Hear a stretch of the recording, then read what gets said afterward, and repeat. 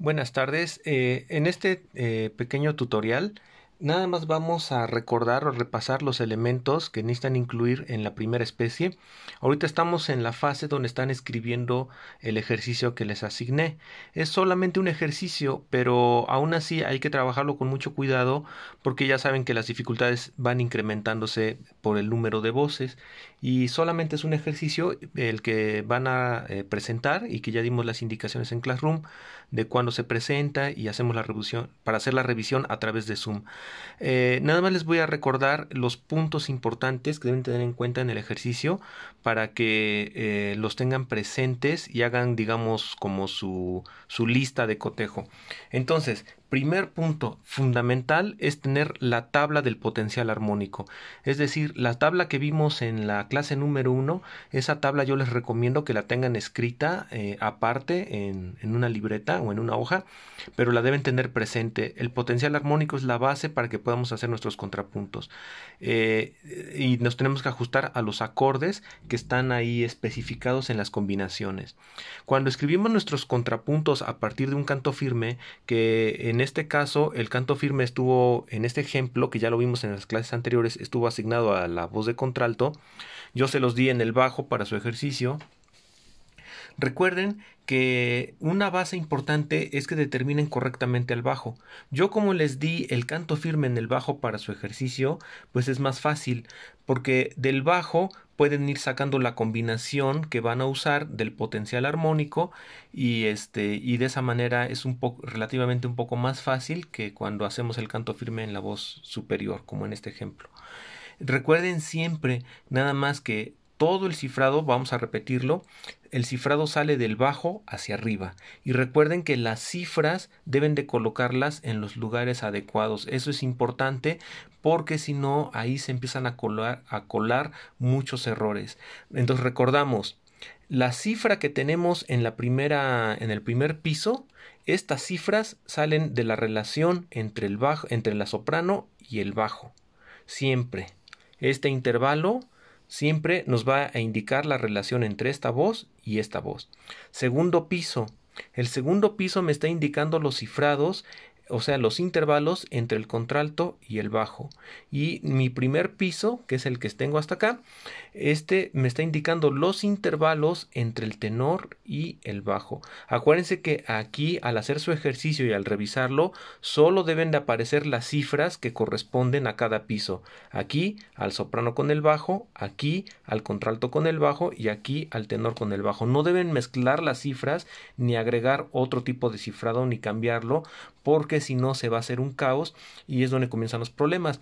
Al revisar nuestros cifrados, tenemos que ir viendo que estos cifrados vayan formando las combinaciones propias del potencial armónico. Por ejemplo, 5 más 3 más 8 está en el potencial, 6 más 3 más 3 está en el potencial. Pero también tenemos que revisar que las cifras en el sentido horizontal no estén produciendo octavas consecutivas o quintas paralelas. También tenemos que revisar que entre las voces extremas no se estén formando ni quintas ni octavas directas, como en el contrapunto a dos voces, cuando lo hacíamos a dos voces, que evitábamos las quintas y octavas directas, aquí lo vamos a hacer entre el soprano y el bajo. Entonces, eso deben tenerlo presente para revisar sus cifrados.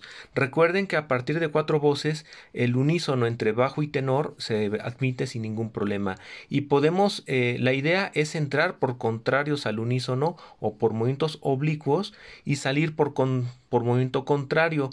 Sin embargo, se permite inclusive salir ya por movimiento directo, como en este ejemplo. Aquí el unísono entró por oblicuo, pero salió por directo. Eso se permite a cuatro voces por las dificultades que tiene a veces la realización de estos contrapuntos. Pero la tendencia sería, como aquí, salir del unísono por movimientos contrarios. Pero no usamos unísonos en ningún par de voces. El unísono solo lo usamos entre bajo y tenor. Y lo podemos usar libremente solo en el acorde final o en el acorde de inicio. Pero fuera de eso, recuerden que no hay unísonos. Ahora, en este ejemplo que vimos, no vimos cruzamientos de voces. Cada voz está en su propio nivel y no se cruzaron. Sin embargo, sí podemos usar los cruces de voces porque son genuinos y propios de la escritura polifónica. Sin embargo, recuerden que si llegan a usar un cruzamiento de voces, hay que marcarlo con un asterisco, y la técnica del cruce de voces es entrar por contrarios y salir de inmediato por contrarios. El problema o el error sería dejar a las voces cruzadas por mucho tiempo. Es decir, si cruzamos voces será por un breve tiempo y salimos rápido del cruzamiento. Otro punto que deben tener en cuenta es que muchas veces hay errores en la colocación del tenor, y ocurre con frecuencia que al tenor lo escriben demasiado grave, casi pegado al bajo, o a veces cruzado con el bajo. No, traten de que el tenor tenga una buena colocación. Por ejemplo, si el tenor tiene esta posición entre el do5, re5, fa5, es una buena colocación, pero si al tenor lo llevamos cada vez más y más grave, va a tener problemas con cruzamientos o espacio con el bajo. Y además, otra desventaja es que el tenor grave se abre demasiado con las voces de arriba, y este espacio o este hueco es perjudicial para la buena sonoridad de los conjuntos armónicos.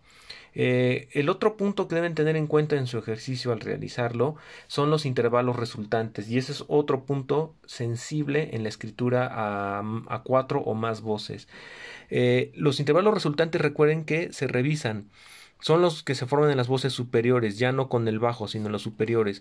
Y el primer intervalo resultante se forma entre el tenor y el soprano. El segundo entre el tenor y el contralto. Y el tercer intervalo resultante se forma entre el contralto y el soprano.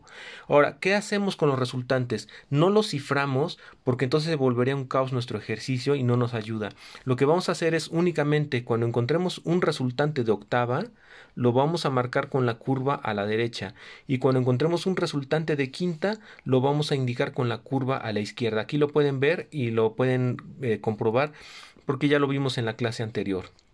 De esta manera, que me indica, no debo tener dos curvas iguales consecutivas, porque eso me estará diciendo que hay quintas paralelas. Si tengo dos curvas derechas inmediatas, eso me está diciendo que ahí hay octavas paralelas. En este caso, mis curvas están, digamos, como aisladas, y me doy cuenta que en los intervalos resultantes no se forman ni quintas ni octavas paralelas.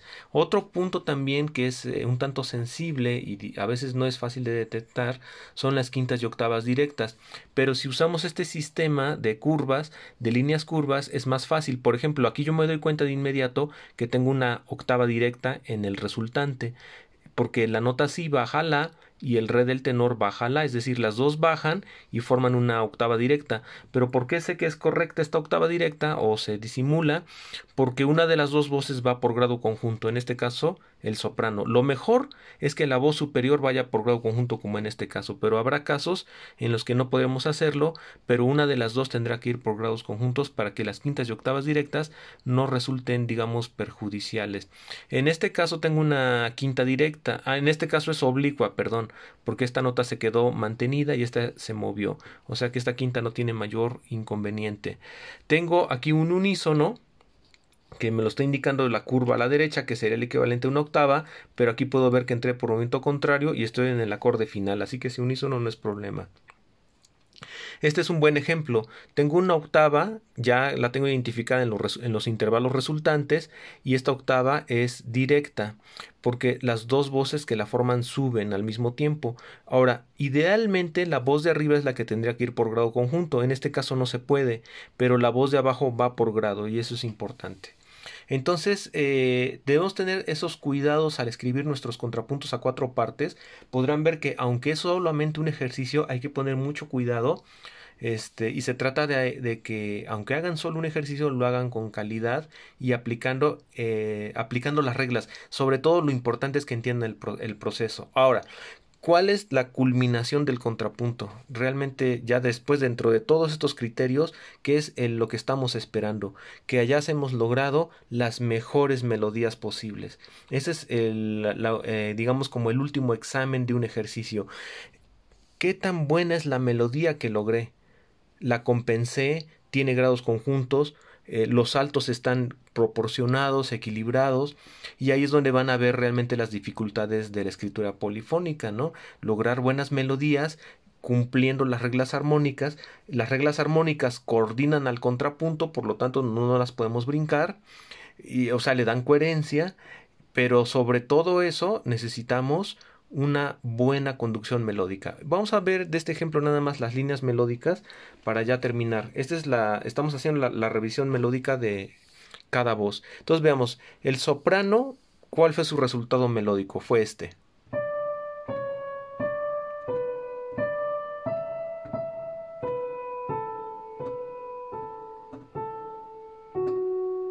Entonces el soprano tiene un contenido melódico que no es defectuoso, es bueno. En este caso podemos ver que hay una repetición del giro melódico, eh, y a veces tendremos que utilizar recursos así para favorecer la armonía o favorecer otras voces, pero como estamos en valores largos, aquí la repetición no es tan perjudicial y la melodía, digamos que tiene compensación, no tiene una forma tan mala, por decirlo así, aunque tiene esta repetición que sería lo que podemos objetar. Vea, el canto firme ese ya está dado, vamos a ver el tenor, porque esa es otra voz que nosotros produjimos al hacer nuestro contrapunto.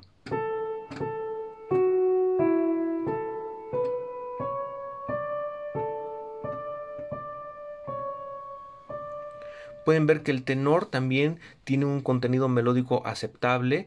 Claro, le falta variedad porque aquí está resolviendo a la tónica y lo vuelve a hacer aquí otra vez a la tónica y repite el re varias veces, pero el efecto no es tan demasiado molesto.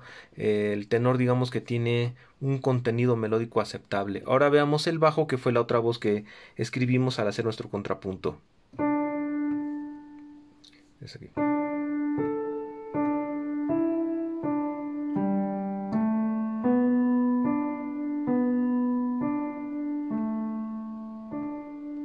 Aquí podemos ver que el bajo tiene poco contenido melódico debido a la repetición, si re, y esto lo podemos objetar dentro de la conducta melódica. Sin embargo, el bajo no siempre va a tener la mayor calidad en su melodía, como el soprano, por ejemplo, y eso lo podemos ver en la música, en la práctica. El bajo no siempre va a tener la mejor calidad en su melodía, porque a veces el bajo tiene la función de dar el soporte armónico, y debido a eso por eso a veces efectúa saltos más largos que la melodía, porque está moviéndose entre las fundamentales de los acordes, o está dando movimientos como en este caso repetitivo, porque está definiendo la progresión de cuarto 6 a primero y así. Aunque aquí podría ser que nos convendría a lo mejor darle más variedad al bajo. Ahora, pueden ver aquí que si queremos como dejar a la perfección y quitar todo lo que no nos parece bueno, como estas repeticiones del bajo y estas de la melodía, el punto culminante repetido del tenor, van a ver que pues eventualmente casi no es viable, o sea, se vuelve casi imposible. O sea, no se trata de que los ejercicios sean impecables al 100%. No se puede, porque los ejercicios de contrapunto por especies son muy rígidos, no son realmente composiciones flexibles, son intentos o ensayos de composición para entender procedimientos musicales, para eso están hechos, para entender procesos en la composición, en la escritura musical, para educar al oído y a que se entrene a pensar de formas lógicas. Sin embargo, debido a la naturaleza de estos ejercicios que son muy rígidos, no podemos hacer todo como dejarlo impecable. Sin embargo, sí tenemos que buscar el mejor efecto musical en el conjunto y en cada una de las voces. O sea, a veces podemos notar este tipo de detalles que podemos considerar como defectos, pero musicalmente producen un resultado que es satisfactorio. Y ese criterio ya es más intuitivo, es algo donde ya el oído está más educado y no está solamente pensando en reglas, sino ya en el efecto musical. Y eso sería lo ideal a lo que deben de irse formando en estos estudios de polifonía, a tener una mayor intuición musical, porque eso les va a ayudar mucho al abordar obras y al interpretar su repertorio. Por el momento sería todo, porque es un repaso solo de esta especie. Haremos la revisión en Zoom, yo les daré las indicaciones, de eso no se preocupen, yo les daré todas las invitaciones y dividiremos a los grupos. Tal vez la revisión en Zoom nos tome 4 días, porque son muchos compañeros. Tengan en cuenta que ahorita en mis materias ya van inscritos más de 200 compañeros. Entonces para mí es una verdadera locura hacer las revisiones. Entonces van a ser un poco lentas, no habrá de otra, pero voy a tratar de que les pueda hacer de la mejor calidad para ustedes, que les pueda resolver dudas, así que lo iremos haciendo por partes. Yo les daré las invitaciones por Zoom, pero serán por grupos pequeños. Entonces no desesperen si no ven que les llega la invitación, porque les irá llegando poco a poco, para que revisemos este primer contrapunto. Y eso es todo por el momento y les agradezco su atención.